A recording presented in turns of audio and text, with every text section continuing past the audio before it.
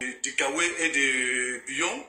Sinon, on avait ouvert le débat ici sur le direct. On avait même pris l'exemple de Wad. Oui. On a posé la question. C'était même depuis... Karim Wad, non? Voilà. Depuis à la sortie des Coupes d'Afrique, les directs qu'on faisait là, à la nomination de Thiam, là, on avait soulevé cette question-là. Et donc, le PDC ne peut pas terminer là, parce que c'est toi qui as relancé le débat sur cette nomination frauduleuse.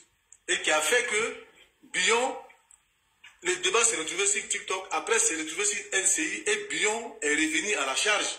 Sinon, tout le monde avait avalé la pilule. Donc, ne sois pas étonné, hein, faut surveiller tes directs.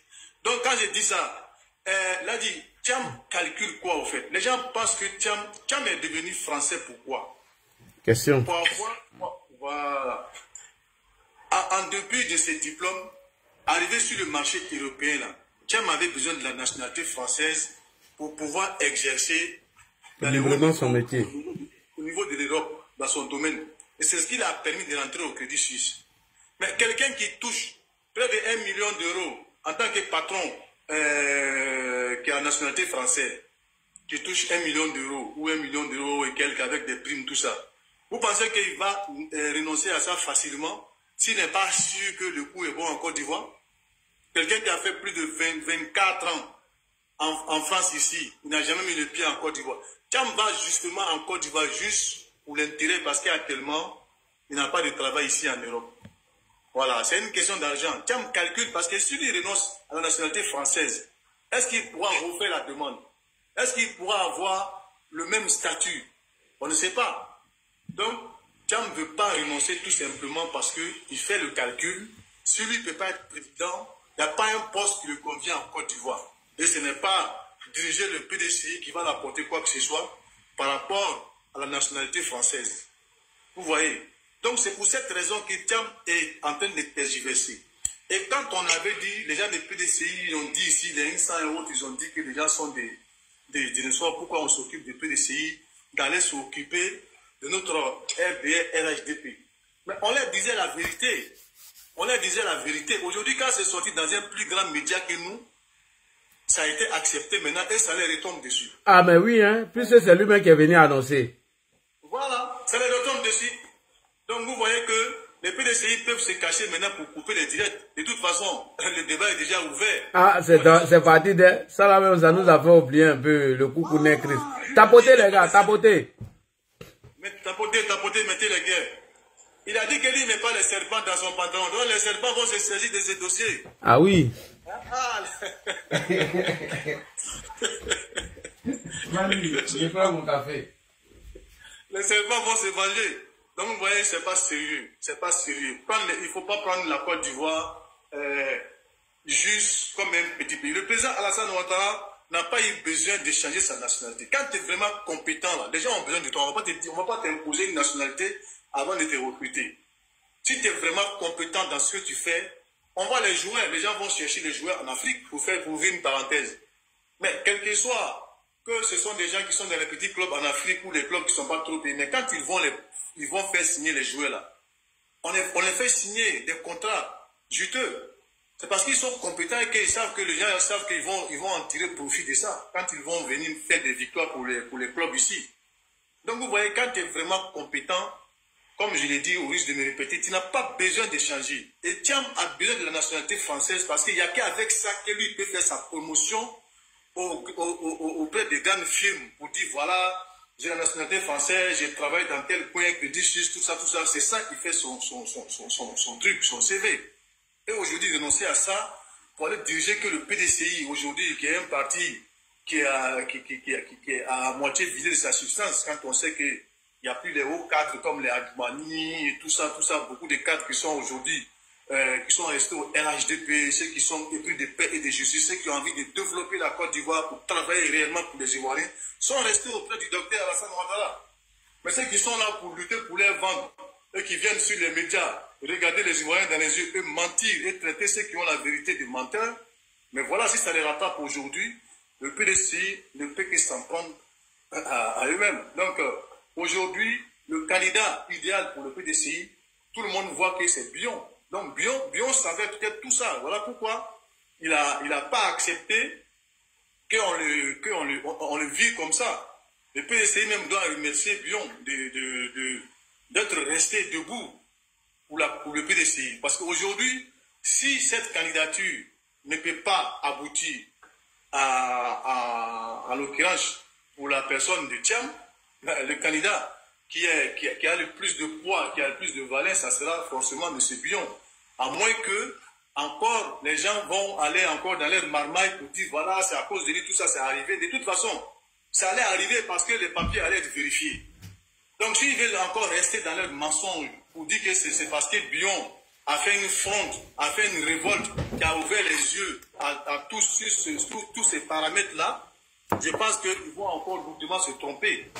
Donc nous voulons dire à nos frères adversaires, parce que pour nous les adversaires ne sont pas des ennemis, ce sont des frères, ce sont des adversaires. Effectivement. Nous on n'est pas PPACI. Un adversaire, ce n'est pas un ennemi, de ne pas couper nos directs. Parce que nous, on est des lanceurs d'alerte ici. On n'insulte pas. On l'a dit ici depuis 2023, fin 2023, début 2024, que Thiam n'a pas encore renoncé à sa nationalité. Et vous ne l'avez pas écouté. Jusqu'à beaucoup de mois ont passé, près de 8 mois ont passé. Thiam, vous êtes encore à ce niveau-là. Donc voilà, laissez Ladji faire son direct. Franchement, c'est le direct de la vérité, c'est le meilleur direct qui fait les lancements d'alertes et qui déconstruit les mensonges. Donc je vais m'arrêter sur ça pour les Ok, on va écouter M. Alex. Oui, bonsoir Ladji. Bonsoir M. Alex. Oui, bonsoir Claude, comment va? Je vais très bien, merci. Ok, d'accord. Ok. Déjà, je vous remercie tous pour le calme avec lequel vous abordez ce thème-là.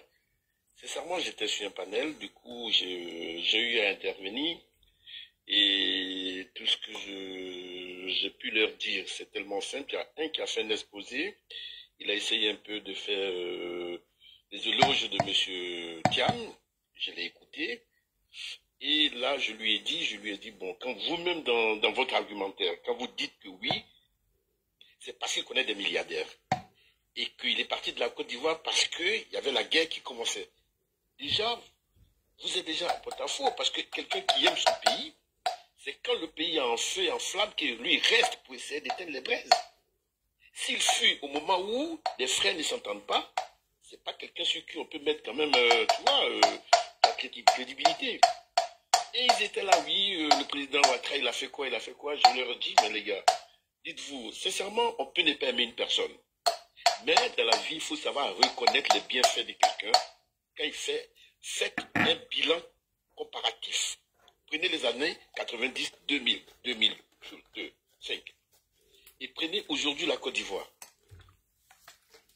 Vous voyez un peu qu'il n'y a pas de comparaison. Les preuves sont factuelles.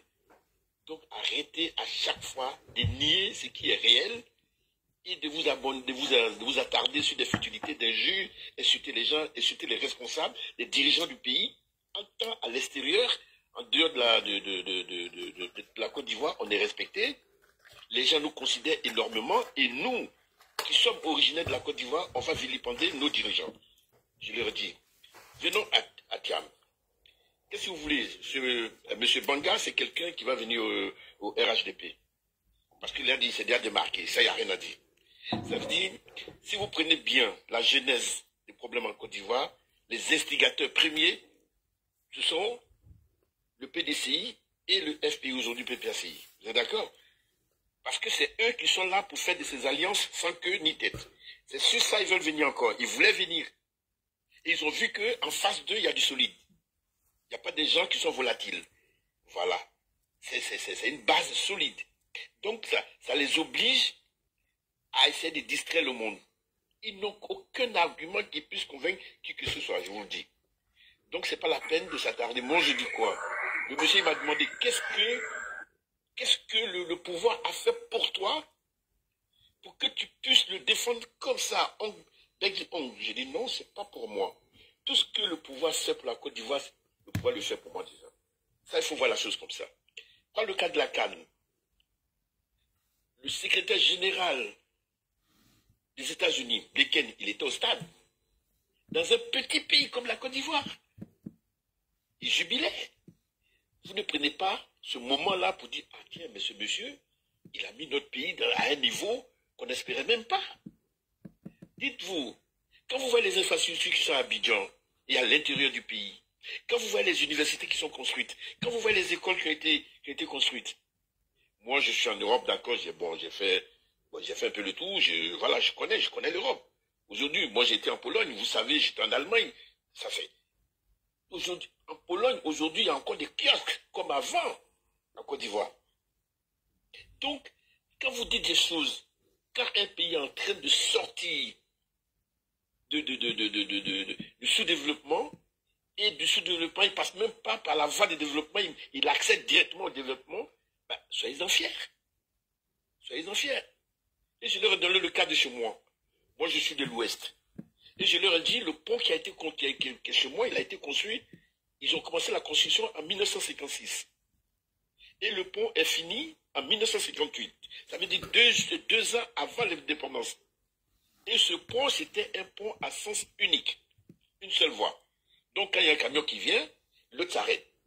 Et il tremblait comme le pont de Gwessesso. Le pont de Liane, là. Il a fallu que le président Alassane vienne au pouvoir pour essayer de changer avec la présidente de région, Madame Ouloto. À l'heure où je vous parle aujourd'hui, vous prenez Guéglo, vous allez voir le pont, et sincèrement, vous allez être stupéfait, vous n'allez pas croire que vous êtes en Côte d'Ivoire. Bon, en face de ce genre d'investissement, comment vous voulez essayer de chercher des voies et moyens pour essayer d'induire le monsieur en erreur? Oh, il n'y a pas. La seule proposition que j'ai faite, j'ai dit, vous voyez, il serait très sage de votre part, et puis vraiment fédérateur de votre part, et puis consciencieux de votre part, de dire, bon tiens, nous on est là, on laisse le président continuer. Comme nous, à notre niveau, il n'y a pas encore de visibilité, on n'est pas prêt. Dans ce cas, on le laisse continuer. S'il voit que d'ici 2 ans, 3 ans, ou alors à la prochaine échéance, si on est en bonne note de bataille, on pourra venir. Mais pour l'instant, ce n'est pas la peine d'envoyer encore de la zizanie au pays. Ça travaille dans la sérénité, la sécurité et le bon sens. Il pourrait prendre les milliards qu'il a pris pour arranger le pays, là, il pourrait prendre et puis partir. Qui allait dire quoi? Si quelqu'un dit il aime le pays. Il aime son pays. C'est comme si on dit quelqu'un, il aime son pays. Quelqu'un qui arrive, il parle de oui, j'ai des amis qui sont des milliardaires. Il connaît Elon Musk. Il mange avec Elon Musk. Il mange avec Bezos. Mais ce n'est pas de ça nous on parle. Nous, on parle de la Côte d'Ivoire. Nous, on parle déjà de quelqu'un qui pourra nous comprendre, avec qui on peut échanger. Parler des problèmes fondamentaux de la Côte d'Ivoire. L'argent, ça vient après. Et ça a été touché. Le président qui est là aujourd'hui, il a mis son accent sur d'abord la construction des écoles. Donc c'est très important. C'est ça, il faut voir ça. Déjà. On peut ne pas aimer la personne, mais on reconnaît au moins c'est bien fait. C'est ça la politique. Et je l'ai repris le cas de la France. Biden est venu ici. Il a été reçu par qui? Par Gabriel Attal. Et au moment où Gabriel Attal le recevait, il y avait dissolution de l'Assemblée nationale en France. Et le gouvernement Attal a déposé sa demande à Macron qui a été acceptée. Donc ça dit qu'il n'y avait plus de gouvernement. Mais vu qu'il n'y avait pas la majorité absolue pour pouvoir nommer un premier ministre, il fallait faire des arrangements entre les partis. Et ce temps-là, comme ils n'y trouvaient pas, ils ne s'entendaient pas entre eux, il n'y avait pas d'accord entre les partis. Qu'est-ce qui s'est passé? Le même gouvernement qui a été dissous, il a continué à travailler. Vous voyez un peu? Il a commencé à travailler. Et c'est dans ce laps de temps-là que Attal a reçu le président de la plus grande puissance du monde. Il n'était plus Premier ministre. Mais vu que c'est son gouvernement qui sortait et qu'encore il n'y a aucun gouvernement en face, il n'y a aucune personnalité à même de se présenter, qu'on doit désigner pour représenter la France, ben, le mieux c'est de continuer avec l'équipe sortante pour ne pas laisser les institutions vides. S'il pouvait avoir la grandeur d'esprit pour dire, bon, on voit qu'il n'y a rien ne va. Au PPACI, on ne sait même pas où ils vont. Au PDCI, voilà, c'est du désordre. Laissons monsieur le président Alassane Ouattara continuer son travail. On est sans histoire ici. Continuons comme ça. Et au moment venu, qu'on aura quand même des projets de gouvernement solides, des projets qui puissent quand même faire changer d'avis aux électeurs qui sont les Ivoiriens, on pourra quand même venir à la... Il ne suffit pas de venir pour le plaisir de venir. Donc ce débat, Thiam s'est arrêté, je l'ai écouté, il était sur comment on appelle, sur un pupitre aux États-Unis. Je crois en 2011, ou bien, ouais, en 2009, bien 2010. Puis il a dit que lui, il a subi la xénophobie en Côte d'Ivoire. Et là, ça m'a touché. Et si lui dit ça, et nous autres, et le président Alassane Ouattara, qu'est-ce qu'il va dire lui? Mais au-delà de tout ce on l'a traité de tout. Mais lui, son objectif premier, c'était quoi? C'est l'amour de son pays, l'intérêt de son pays qui a primé plus que les brimades, les injures, tout et tout. Il a mis tout ça de côté. Il s'est donné un objectif. Je dois m'occuper de mon pays, arranger mon pays, faire monter mon pays à un niveau exponentiel. Et c'est ce qu'il est en train de faire. Donc je vous en prie, joignez-vous à moi pour qu'on fasse comprendre à nos frères. Et le plus important, ce n'est pas de bavarder. Monsieur Banga, je ne le connaissais pas assez sincèrement, mais c'est quelqu'un de bon sens. Il n'a pas sa place au PDCI. Ça, je vous le dis.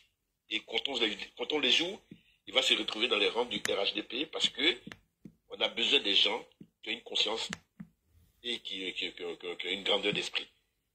Cela dit, je vous remercie encore. Merci beaucoup. Pour votre calme surtout. Ok? Merci à tout le monde. Je suis là, j'écoute. Merci. Merci beaucoup. On va partir avec Lemignoro. Monsieur Lemignoro.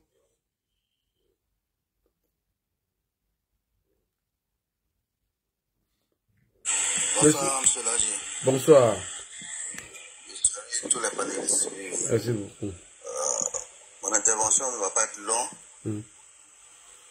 J'aimerais dire qu'ici, comment on appelle ça même, M. Arthur Banga m'a venu me donner le plan de PDC. En tout cas. Parce que quand il regarde la position de M. Tian Thiam, n'est pas prêt pour aller aux élections. Mais quelle faille il va trouver pour se dédouaner? C'est l'astuce qu'il allait trouver. Ils allaient attendre à la porte des élections pour dire que non, le parti au pouvoir ne veut pas qu'il soit candidat. Effectivement. Une excuse bidon, c'est tout. Ladi. Sinon, depuis fort longtemps, ils savaient ces années. Il faut mettre quelqu'un à ma place. Hein? Et il faut mettre quelqu'un à ma place, quoi. D'accord, Claude. Ils ont des juristes au PDCI, ils le savent très bien. Mais ils ont soutenu Mordicus, que non, que c'est fait. Moi, j'ai dit, mais Arthur Banga est venu de jouer les points. Il était obligé de se précipiter aujourd'hui pour venir montrer aux yeux de tout le monde. Rattraper le mensonge. Ouais. Donc, c'était pour dire que ce que le frère, l'intervenant, vient de dire tout de suite là. Actuellement, la Côte d'Ivoire n'a plus besoin de ces remous qui sont passés dans les années passées là. On n'a plus besoin de ça. Le président Alassane Ouattara a mis le niveau de la Côte d'Ivoire tellement haut qu'on doit suivre ce gap-là. On ne doit plus redescendre.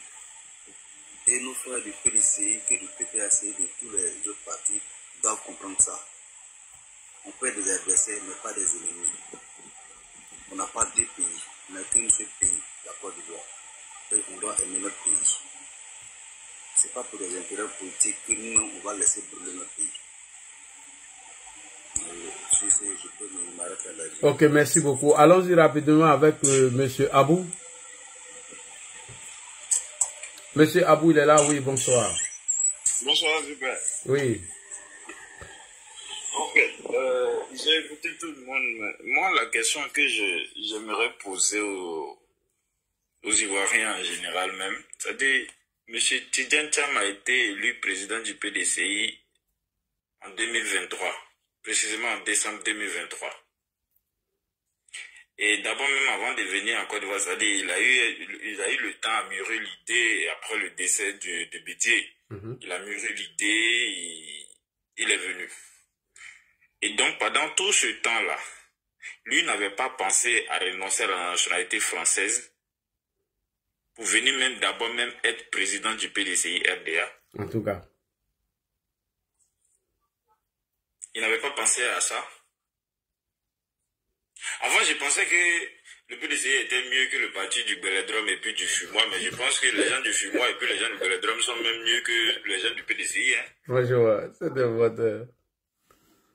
Non, mais moi, je pensais que les gens du PDCI, ils étaient un peu civilisés, parce que les gens du Bélodrome, eux, on les connaît. On les connaît déjà. Le Fumois, là, on n'en parle pas. Mais pour que le PDCI descende à ce niveau-là, nous, on n'a pas vécu le temps du feu pour connaître leurs mensonges. Le temps de Bédié, on était encore petits.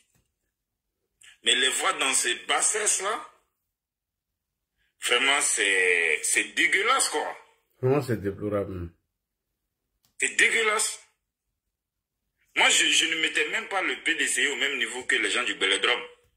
Les gens du Bélodrome, depuis au temps de la préhistoire, et ils sont comme ça. Eux, ils ont leurs nouveaux camarades, les gens du Fumois. Eux, quand ils prennent leurs choses là, ils ne savent plus ce qu'ils disent. Mais le PDCI, moi, je pensais que c'était un parti, c'était des responsables qui étaient là-bas, c'était des gens qui étaient civilisés. Même on nous alertait de leurs mensonges, mais on se disait, bon, voilà, c'est la politique. On peut traiter son camarade de menteur. Mais vous prendre la main dans le sac comme ça, déjà vous avez tripatouillé vos propres tests pour mettre le gars à la tête de votre parti, sachant très bien qu'il n'était pas exclusivement ivoirien. Les gens sont en train de dire qu'ils n'étaient pas au courant. Ils étaient tous au courant. Tous ceux qui sont autour de ce type-là, ils sont tous au courant de la malhonnêteté qu'ils étaient en train de fabriquer. Ils étaient tous au courant. Comme l'a dit l'intervenant précédent, ils n'ont pas l'ambition d'aller aux élections présidentielles. Ils sont en train de compter sur le président des partis du Fumois, qui est au ghetto noir là, qui dit, bon, lui peut rester au ghetto noir et puis il va faire coup d'état en Côte d'Ivoire. C'est sûr, lui, il compte. Sinon, leur programme là, c'est pas pour aller aux élections, hein. Ils ont leur nouveau allié maintenant, les gens du ghetto noir. Et plus maintenant, les gens du Bélodrome, ils veulent s'associer pour faire un coup d'état en Côte d'Ivoire. Voici le seul projet qu'il y a là. Sinon, ceux-là, ils n'ont pas de programme d'aller à une élection. Ils n'en ont pas. Comme ils n'ont jamais aussi aimé la Côte d'Ivoire. Voilà. Et il y a des endettés qui les suivent dedans. Il y a des imbéciles qui les suivent dedans.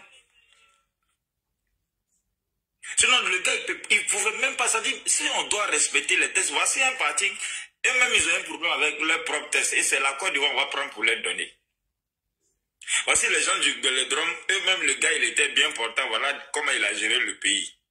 Au moment où il est devenu poussé de marée et puis il a entouré que de malhonnêtes.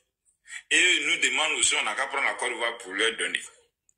À ajouter à ça, voici les gens du Fumois. Et quand ils finissent de fumer leur drogue là, ils viennent, ils disent tout. Voilà l'opposition ivoirienne, chers Ivoiriens. Voilà ce qu'on dit, on n'a qu'à prendre la Côte d'Ivoire pour leur donner. Stéphane Kipré, lui, il allait facturer un poteau électrique au Congolais à $1 million. Il a planté 100 poteaux, ça fait $100 millions. Voilà des gens à qui on veut qu'on n'a qu'à donner la Côte d'Ivoire. Ils vont diriger la Côte d'Ivoire.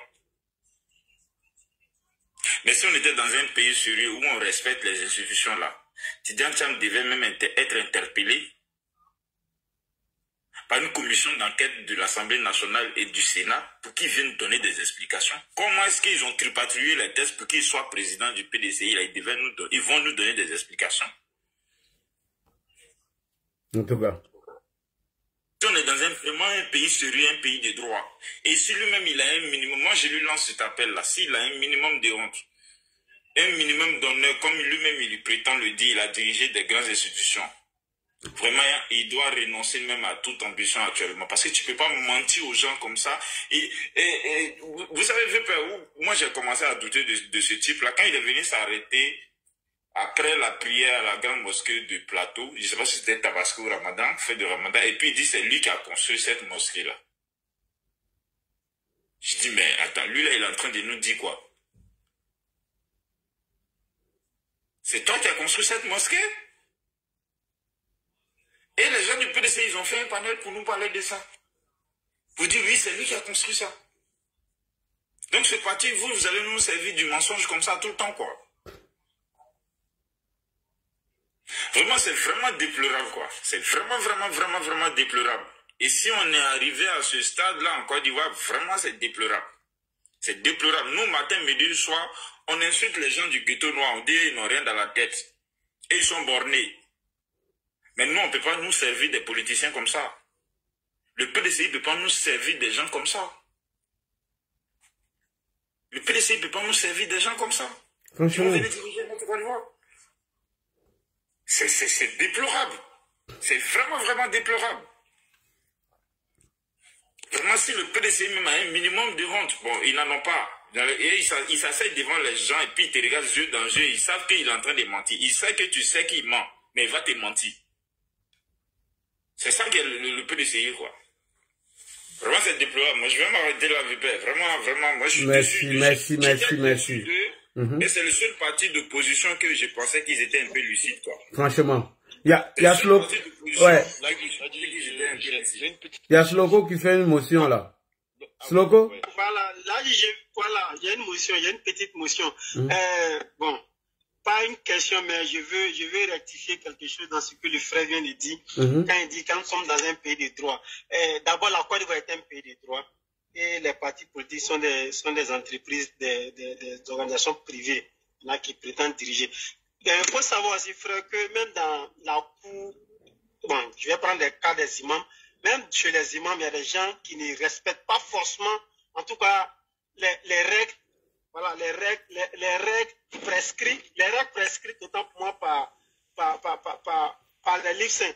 Donc, il y a la loi partout. Mais cela ne dit pas forcément que non, la Côte d'Ivoire ne sont pas dans un pays de droit, tu vois. Voilà, la Côte d'Ivoire est un pays de droit. Et tiens, vraiment, comme tu l'as dit, voilà, dans ta deuxième phrase, tu as dit, s'il a vraiment un honneur, un minimum d'honneur, vraiment, personnellement, il doit démissionner. Voilà, il doit démissionner du poste du PDC, de la présidence du FDA, et puis il ne doit même pas postuler à aucun poste politique encore, en tout cas en Côte d'Ivoire. Mais je voudrais seulement dire, la Côte d'Ivoire est un pays de droit, et les lois sont respectées. Si besoin, en tout cas, besoin est nécessaire, je pense que si la justice doit intervenir, mais je ne pense pas que nous sommes à ce niveau encore. Je voulais juste faire une petite précision. Je n'ai jamais dit que la Côte d'Ivoire n'est pas un pays de droit. J'ai dit si on est dans un pays de droit, il doit être entendu. Maintenant, ce que vous venez de dire sur la définition des partis politiques, oui, c'est une association privée, mais qui prétend nous diriger. Donc, ça n'a rien à voir avec une entreprise privée. Ouais. Donc, un parti politique, déjà qui est basé sur du faux et qui prétend diriger toute une nation, là, on est obligé d'interpeller ce parti-là. On est obligé d'interpeller ce parti. Ça, c'est additif, c'est un mention additif, c'est pas une motion. Voilà, ça se passe ici. Quand les partis politiques en France, ici, quand ils dérobent, on les convoque. C'est une association, ils ont leur association privée, mais on les convoque, on les attend. On leur pose des questions. Pourquoi vous avez fait ça? Pourquoi vous avez dit ça? Pourquoi vous devez faire ça et puis vous n'avez pas fait? Voilà. Parce que le type ne peut pas se lever. Depuis 2023, il est président du PDCI. Et c'est aujourd'hui, le 7 février 2025, que lui va aller renoncer à la nationalité française. Mais c'est une foutage de gueule. Franchement. C'est une foutage de gueule, les gars. Et puis, Nadji, s'il te plaît, un additif vite fait, s'il te plaît. D'accord, allez-y, monsieur Alex. Oui. C'est-à-dire que M. Aboubacar, il vient de dire quelque chose de très très important tout à l'heure. Parce qu'il a relevé des faits, des gens qui ont pris de l'argent n'importe comment pour aller faire n'importe quoi, il n'y a pas de résultats escomptés. Là, il faut que les gens comprennent. Ils sont là tout le temps en train de planifier et qu'on a arrêté tel. Là, aujourd'hui, Nicolas Sarkozy, il a mardi et lundi et mercredi pour être dehors de 6h jusqu'à 21h. Un ancien président de la République. Donc, ce ne sont pas quand même des parvenus, des gens qui viennent là pour trouver la quiétude du pays qui est en marche, en bonne marche. Ce n'est pas ceux-là C'est pour cela qu'on doit laisser pour faire n'importe quoi, dire n'importe quoi. Voilà, tout le monde est pareil, donc c'est pas la peine. Je remercie à Aboubacar d'avoir relevé ce petit fait-là, mais ne vous inquiétez pas, je crois que le moment viendra où ils répondront de leurs actes. Merci. Merci. Alors, on va partir avec FBI rapidement. FBI, allons-y, il est 2 heures, on a déjà joué 2 heures de temps parce que ça commence. Bonsoir, Lagui Chérif Di Jagbo, le sénateur incontestable, incontesté dans tous ses plans. Ouais. Si vous voulez sauter, il y a un autre compte qui est là. C'est pas nous, c'est la VA qui parle. La VA. Il y a un proverbe africain qui dit un pays sans histoire, c'est un pays sans armes. Alors, un parti politique sans histoire, c'est un parti politique sans militants. Aujourd'hui, Siakagan a démontré par A plus B que M. Bredouil, mon grand-père, est un menteur. Ça, je veux me devoir ça aujourd'hui de le dire. Que mon grand-père est un menteur. Moi, étant son petit-fils, si je le suis, je serai aussi un menteur. Bon, il n'y a plus d'opposants, hein. Il n'y a plus de partis opposants. Donc moi, je lance le nom de mon parti politique à partir du direct de Lagui Chérif Di Jagbo. Mon parti, c'est la Côte d'Ivoire Nouveau. Moi, pour moi, là, c'est pas milliardaire en dollars. Hein. Pour moi, là, vous connaissez. Ce qui est plus fort que le dollar, là, c'est ça. Chacun aura au moins 10 kilos de or dans sa maison pour se nourrir de ça. Voici des gens qui ont fait panel ici pour insulter Arthur Banga, même lui donner sa date de naissance. Insulter Arthur Banga le lundi, après avoir fini de faire le débat sur la chaîne NCI 360. Quand il a dit, je parle avec des preuves et des sources sûres. Et il y avait même d'autres débatteurs, même à la télé, même le jour-là, qui voulaient l'interrompre, dont le journaliste a dit non, je vous ai dit qu'on n'interrompt personne. Et le journaliste a posé la question, est-ce que tu parles, tu es